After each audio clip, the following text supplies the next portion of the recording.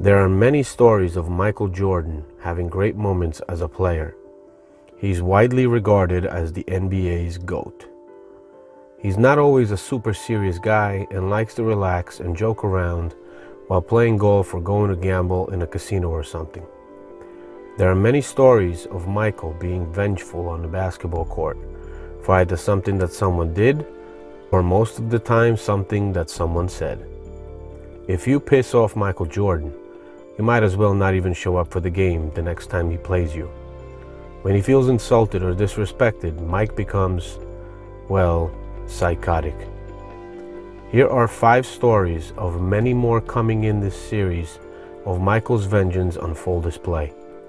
Number 1. Playing golf. That's how the first story of revenge starts with Michael, and it takes place in 1986. Right after the first game, the Bulls lost to the Celtics in the first round of the playoffs. During that 1986 season, Michael was recovering from a broken foot, and he only played about 18 games at the end of it. The Bulls barely scraped into the playoffs, and their first round matchup was against the great Boston Celtics. This happened after the Bulls lost the first game in Boston, where Jordan scored 49 points.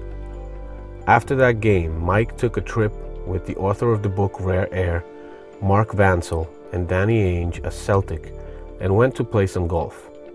Michael loved golf and I loved golf, and he reached out and wanted to know where he could find a golf course and maybe get on a golf course to play in Boston on their 2 off days. So I think we arranged to play 36 at Framingham Country Club.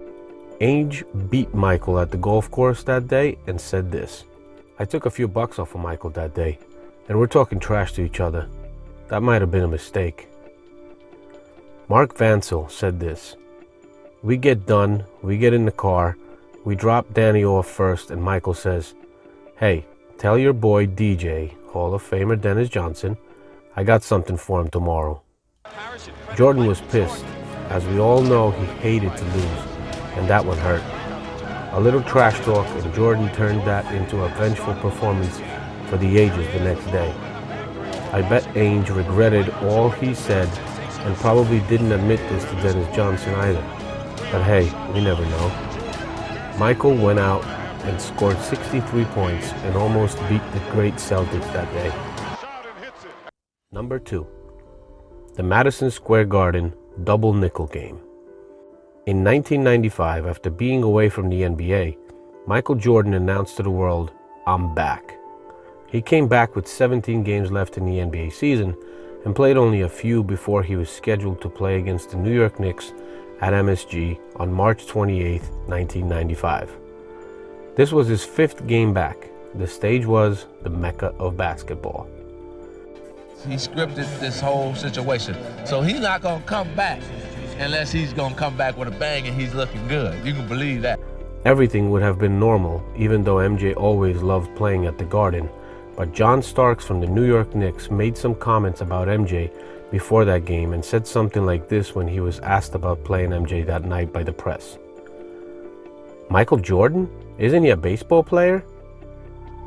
Jordan found out about those comments before the game, and the stage was set for him to take John to school and show him what a baseball player can do to him.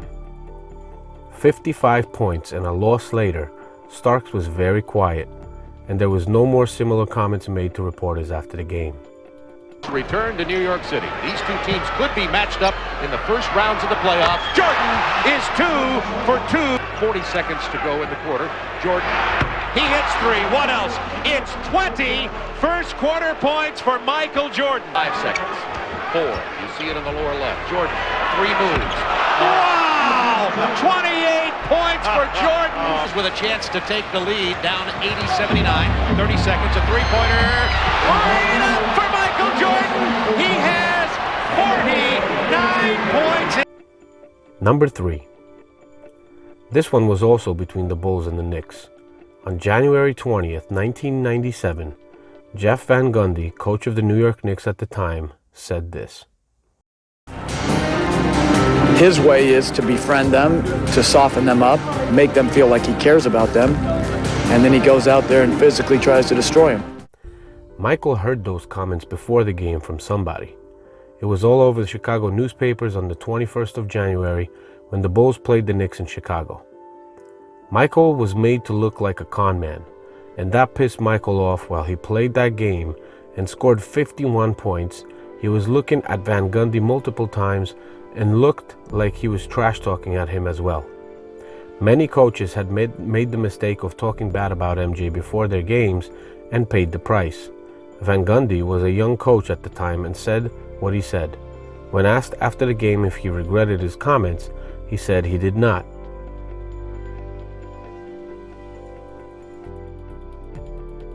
Have any regrets about the comments made somewhat in jest about Michael Jordan? It seemed like he kind of took heed and lit up 51 points tonight. Any regrets? No, I don't have any regrets. I told the truth, and he had a big night. He played a great game. That's the usual for him. Plays very well. He's a great player. At the same time, I believe everything I said. I like Jeff's response, and that he didn't back down from his comments about Mike. Now, to prove Jeff's theory, I have to mention the situation before the 1996 season when Mike was filming Space Jam.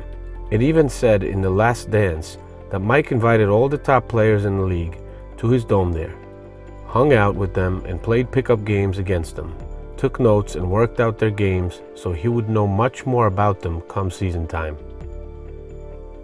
Number 4. This one is 2 for 1. The reason for this is because it's against the Orlando Magic and is connected to each other.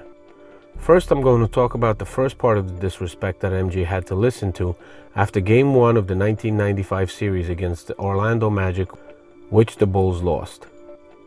After that Game 1, Jordan, failing to propel the Bulls to victory after Nick Anderson stole the ball from Michael and won the game by allowing Horace Grant to score, made a comment to reporters and said, "Number 45 doesn't explode like number 23 used to," Anderson told reporters after the game.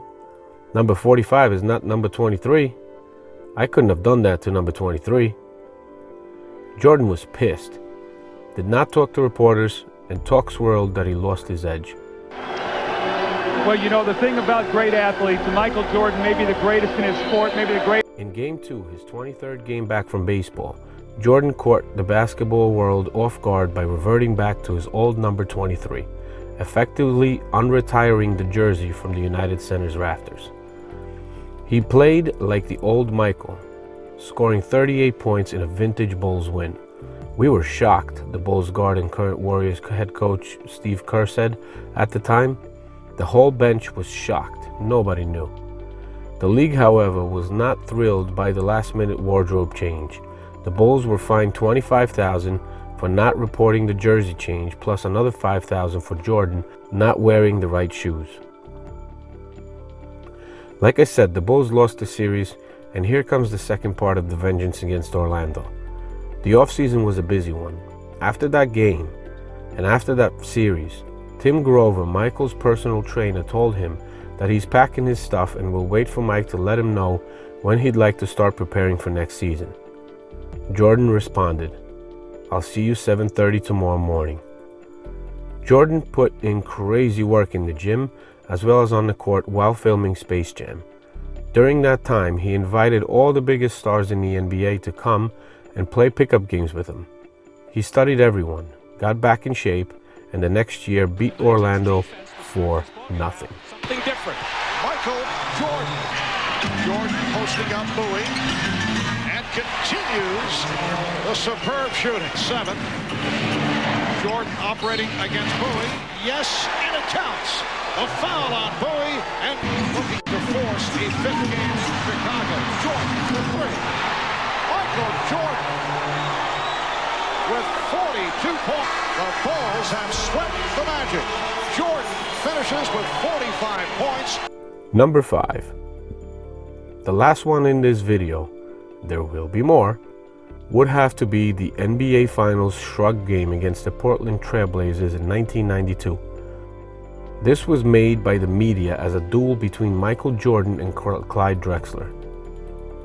During that 1992 season, Mike and Clyde were considered 2 of the best players in the NBA.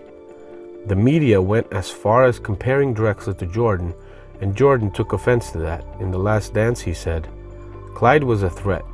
I'm not saying he wasn't a threat, But me being compared to him, I took offense to that. As soon as the finals game started, Michael made it a point to go at Drexler and prove that Clyde had no business being compared to him. I know very well there are many more stories like this of MJ and his vengeance. So I'll treat this as the first video of a series of videos about this for you guys. Please subscribe and you will know when the next video will be uploaded. Thank you for watching, and I will see you in the next one. Gone to a new weapon. Jordan from three. Yes!